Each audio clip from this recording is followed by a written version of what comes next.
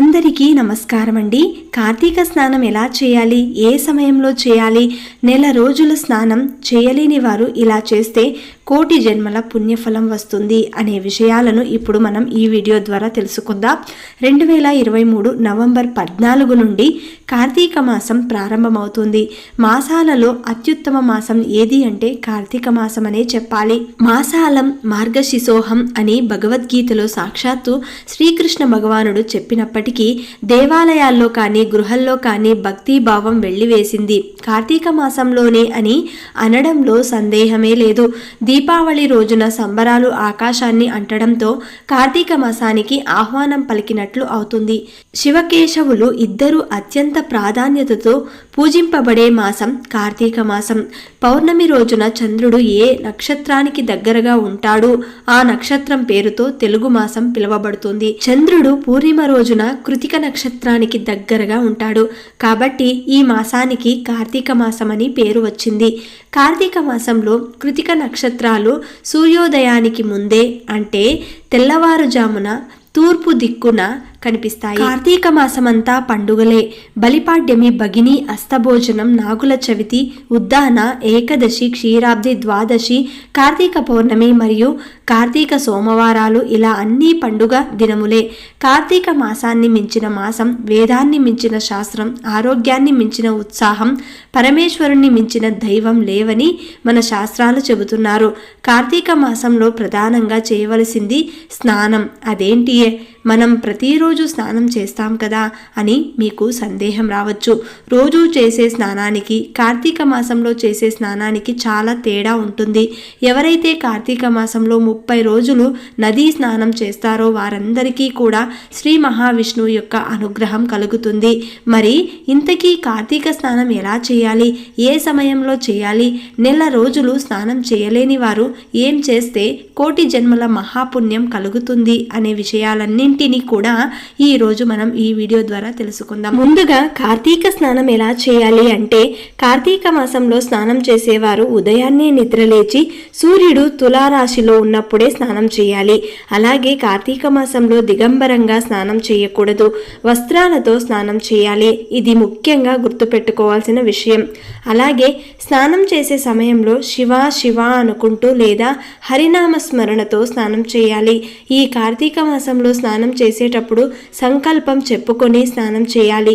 నేను ఈ కార్తీక మాసంలో స్నానం చేస్తున్నాను, ఆ పరమేశ్వరుడు లేదా ఆ పార్వతీదేవి లేదా ఆ విష్ణుమూర్తి మీకు ఏ దైవం అయితే ఇష్టమో ఆ దైవాన్ని తలుచుకొని నన్ను అనుగ్రహించుగాక అని కార్తీక స్నానం చేయాలి. కార్తీక మాసంలో మనకు స్నానం చేయడానికి ఉపయోగపడేవి నదులు, కాలువలు, చెరువులు, బావులు. ఇవి ఏమీ దగ్గరలో లేకపోతే బకెట్ నీళ్లతో నీళ్లని రాత్రంతా వెన్నెలలో ఉంచి స్నానం చేయాలి. ఇలా చేస్తే నదీ స్నానం చేసినంత పుణ్యం వస్తుంది, అంత ఫలితం దక్కుతుందని పెద్దలు వాక్కు. ఇక కార్తీక స్నానం ఏ సమయంలో చేయాలి అనే విషయానికి వస్తే, ఈ కార్తీక మాసం అంతా వెన్నెలలో అమృతం నిండి ఉంటుంది. అమృతాన్ని నీరు మాత్రమే గ్రహించగలుగుతుంది కాబట్టి ఈ కార్తీక మాసంలో వీలైనంత వరకు నదులలో, కాలువలలో, చెరువులలో స్నానం చేయడం చాలా శ్రేష్టం. తులారాశి గదే సూర్య గంగా త్రైలోక పావని సర్వత్ర ద్రవరూపిణే ససంపూర్ణే భవతే తదా. ఈ శ్లోకాన్ని చెప్పుకొని స్నానం చేస్తే ఫలితం సంపూర్ణంగా దక్కుతుంది. అలాగే ఈ కార్తీక స్నానాన్ని ఉదయం 4:30 నుండి 5:30 లోపు చేస్తే తులారాశిలో చేసినట్టు అవుతుంది.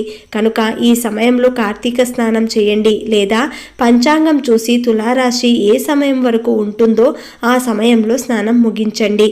సాధారణంగా 4:30 నుండి 5:30 మధ్యలో తులారాశి సమయం ఉంటుంది కనుక ఈ సమయంలోపు స్నానం చేస్తే సరిపోతుంది. ఇక ఈ కార్తీక స్నానాన్ని చల్లని నీటితోనే చేయాలి, వేడి నీటితో చేయకూడదు. ఆరోగ్యం సరిగా లేని వారు గోరువెచ్చని నీటితో స్నానం చేయవచ్చు. ఆరోగ్యంగా ఉన్నవారు మాత్రం వేడి నీటితో స్నానం చేయవద్దు. అలా చేస్తే సర్వ పాపాలను పొందిన వారవుతారు. కాబట్టి ఆరోగ్యంగా ఉన్నవారు ఎట్టి పరిస్థితుల్లోనూ కూడా ఈ కార్తీక మాసంలో వేడి నీటితో స్నానం చేయకండి. చల్లటి నీటి స్నానం అన్ని విధాలా శ్రేయస్కరం. కార్తీక మాసంలో కావేరీ నదిలో స్నానం చేసిన వారికి సర్వభోగాలు అఖండ పుణ్యం కలుగుతుందని స్కంద పురాణం చెబుతుంది. ఎవరైతే ఈ కార్తీక మాసంలో కావేరీ నదిలో స్నానం చేసి శ్రీరంగాన్ని దర్శిస్తారో వారికి వైకుంఠ ప్రాప్తి కలుగుతుందని శివపురాణం చెబుతుంది. కార్తీక మాసంలో నెల రోజుల స్నానం చేయలేని వారు ప్రధానంగా ఈ నెలలో వచ్చే అన్ని సోమవారాలలో కార్తీక స్నానం చేయాలి. ఎందుకంటే కార్తీక మాసానికి సోమవారాలు ప్రధానం.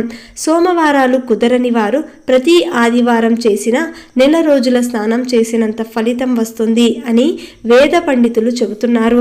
ప్రతి ఆదివారం కూడా చేయలేని వారు శుద్ధ పాడ్యమి రోజు, పౌర్ణమి రోజు, కార్తీక అమావాస్య రోజు ఇలా 3 రోజుల్లో స్నానం చేసినా కూడా కార్తీక మాసమంతా స్నానం చేసినంత పుణ్యం వస్తుంది. అంటే కార్తీక మాసం 30 రోజుల స్నానం చేయలేని వారు శుద్ధ పాడ్యమి రోజు, పౌర్ణమి రోజు, అమావాస్య రోజు స్నానం చేస్తే నెలంతా కూడా స్నానం చేసే అంత ఫలితం వస్తుంది. కోటి జన్మల పుణ్యం కలుగుతుంది.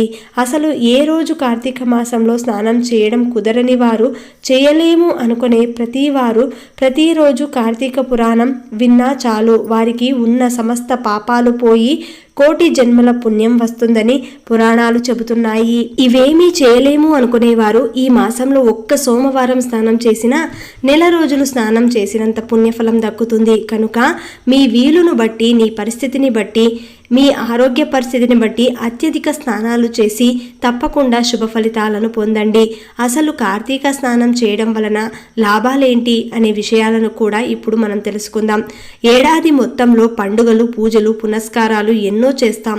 వినాయక చవితి 1 రోజు, దసరా 9 రోజులు, సంక్రాంతి 3 రోజులు ఇలా జరుపుకుంటాం. కానీ కార్తీక మాసంలో నెల రోజులు కూడా ప్రత్యేకమే. ముఖ్యంగా శివకేశవులకు అత్యంత ప్రీతికరమైన మాసం ఇది. అయితే దైవభక్తి మాత్రమే కాదు, ఈ నెలలో ఆచరించే ప్రతి క్రియ వెనుక ఆరోగ్య రహస్యం ఉంది. ముఖ్యంగా కార్తీక స్నానం ఆరోగ్యానికి ఎంతో మేలు చేస్తుంది. సూర్యుడు ఉదయించక ముందే నక్షత్రాలు ఇంకా అక్కడక్కడ మినుకుమంటూ ఉండగానే కార్తీక మాసంలో నదీ స్నానం ఆచరించాలని చెప్తూ ఉంటారు పెద్దలు. ఏడాది మొత్తం ఇలా చేయడానికి సూర్యోదయానికి ముందే కార్తీక స్నానం చేయడానికి తేడా ఉంది. సహజంగానే కార్తీక మాసం అంటే చలి పుంజుకునే సమయం. జ్యోతిష శాస్త్రం ప్రకారం ఈ మాసంలో సూర్యుడు తులారాశిలో ఉంటాడు. సూర్యునికి ఇది నీచ స్థానం. ఉష్ణోగ్రత తక్కువగా ఉండే ఈ మాసం మనిషి ఆరోగ్యంపై ప్రభావం చూపుతుంది. జీర్ణశక్తి తగ్గుతుంది, చురుకుదనం తగ్గుతుంది, బద్ధకం పెరుగుతుంది, శరీరంలో నొప్పులు ఎక్కువ అవుతాయి. నరాల బలహీనత ఉన్నవారు చలికి ముడుచుకొని పడుకోవడం వలన ఆ బలహీనతలు ఇంకా పెరుగుతాయి. వీటన్నింటినీ నుంచి ఉపశమనం కలిగించే ఈ కార్తీక స్నానం ఆరోగ్య రక్షణ కోసమే ఈ నెల రోజులు నియమం పెట్టారు పెద్దలు. కార్తీక మాసంలో తొందరగా నిద్రలేవటం వలన సహజంగా వచ్చే రుగ్మతల నుండి మనల్ని మనమే కాపాడుకోవచ్చు. సూర్యోదయానికి ముందే స్నానం, దైవ పూజ చేయడంతో బద్ధకం వదిలి రోజంతా ఉత్సాహంగా ఉండటమే కాదు, మానసికంగా ఉల్లాసంగా కూడా ఉంటుంది.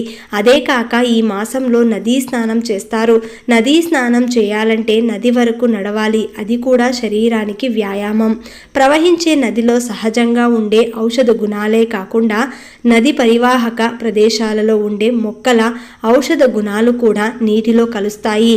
ఈ నీటిలో స్నానం చేయడం ఆరోగ్యానికి చాలా మంచిది. కార్తీక స్నానం చేసి దీపాలను నదిలో వదిలిన దృశ్యాలు మనసుకు చాలా సంతోషాన్ని ఇస్తాయి. కార్తీక మాసం వచ్చేసరికి వర్షాలు తగ్గిపోతాయి. నదిలో ఉద్రిక్తి తగ్గి అందులో మలినాలన్నీ కూడా అడుక్కి చేరి నిర్మలమైన నీరు ప్రవహిస్తుంది.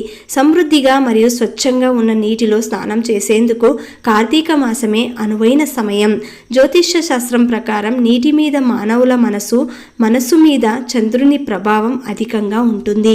చంద్రుడు ఈ మాసంలో అత్యంత శక్తివంతంగా ఉంటాడు. అందుకే ఈ కార్తీక మాసాన్ని కౌమదీ మాసమని కూడా అంటారు. చంద్ర కిరణాలతో, ఔషధములతో ఉన్న నీటితో ఉదయాన్నే స్నానం చేయండి. అలా చేయడం వలన అనారోగ్య సమస్యలు దరిచేరవు. శరీరంలో ప్రవహిస్తున్న ఉష్ణశక్తిని బయటికి పంపడమే స్నానం ప్రధాన ఉద్దేశం. మన శరీరం ఉష్ణశక్తికి కేంద్రంగా ఉంటుంది. ఎప్పటికప్పుడు ఉష్ణశక్తి ఉత్పత్తి అవుతూ ఉంటుంది, బయటకు పోతూ ఉంటుంది. అలా ఎప్పటికప్పుడు ఉష్ణశక్తి బయటకు పోతేనే ఉత్సాహంగా ఉంటాం. ఈ ప్రక్రియనే ఎలక్ట్రోమాగ్నెటిక్ యాక్టివిటీ అంటారు. భారతీయుల ఆధ్యాత్మిక జీవన విధానంలో కార్తీక మాసంలో చేసినది స్నానాలకు ఎంతో ప్రాధాన్యత ఉంది. ఈ మాసంలో నదీ స్నానం చేసేటప్పుడు కొన్ని నియమాలు కూడా పాటించాలి. అవి ఏమిటంటే, రాత్రి ధరించిన వస్త్రాలతో నదులలో స్నానం చేయకూడదు. ఉదయాన్నే లేచి రాత్రి ధరించిన వస్త్రాలు తీసేసి మళ్ళీ శుభ్రమైన వస్త్రాలను ధరించి తర్వాత స్నానానికి ఆచరించాలి. కార్తీక మాసంలో నదీ స్నానం చేయడం కుదరని వారు రాత్రి వెన్నెలలో బకెట్ నీటిని ఉంచి ఉదయాన్నే స్నానం చేయండి. కార్తీక మాసంలో ప్రతిరోజు సూర్యోదయానికి ముందే నదిలో గాని బావుల వద్ద కానీ స్నానం చేసి కృతిక నక్షత్రాన్ని దర్శించి దీపం వెలిగించి శివుడిని ఆరాధిస్తే చాలా మంచిది. శివుడు అల్ప సంతృష్టుడు. శివలింగానికి కాసిన్ని నీళ్లతో అభిషేకిస్తే చాలు, శివుడు ప్రసన్నుడై ఉంటాడు. ఈ మాసంలో అవకాశం ఉన్నవారు ఇంటి వద్ద కానీ దేవాలయాలలో కానీ రుద్రాభిషేకం, మహారుద్రాభిషేకం చేయడం చాలా మంచిది. పగలు ఉపవాసం ఉండి రాత్రి నక్షత్రాలు చూసి శివపూజ చేసిన తర్వాత భోజనం చేయాలి. సత్యనారాయణ స్వామి వ్రతాన్ని చేయడానికి కార్తీక మాసం మించిన సమయం మరొకటి లేదు. అయ్యప్ప స్వామి వారి దీక్షను కూడా కార్తీక మాసంలోనే ప్రారంభం అవుతాయి. ఇన్ని విశిష్టతలు ఉన్నాయి కాబట్టి కార్తీక మాసం ఎంతో ప్రత్యేకతను సంతరించుకొని ఉంది.